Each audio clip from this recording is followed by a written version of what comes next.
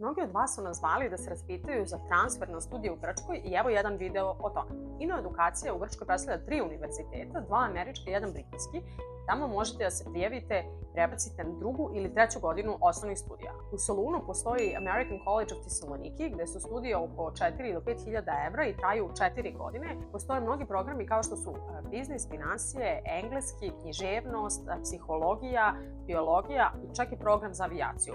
Prijava preko edukacije je otvorena do 30. aprila. Sljedeća opcija je Univerzitet York u Solunu. Ovo je sjajna prilika da dobijete britansku diplomu, a studije traju samo 3 godine. Studije tamo takođe koštaju oko 4 do 5 hiljada evra. Prijava na studije je otvorena do 30. juna.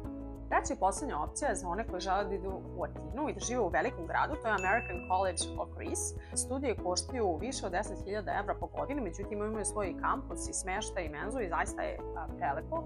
Imaju veliki broj studijskih programa kao što su istorija, filozofija, finansije, biznis, inženjerstvo, umetnost i sve to možete da pogledate na našem sajtu. Tamo je prijava otvorena do 30. maja. Podrška edukacije u procesu transfera je besplatna, tako da možete da zakažete besplatne konsultacije sa nama i da saznate sve o vašem transferu na studije u Grčkoj. Vidimo se!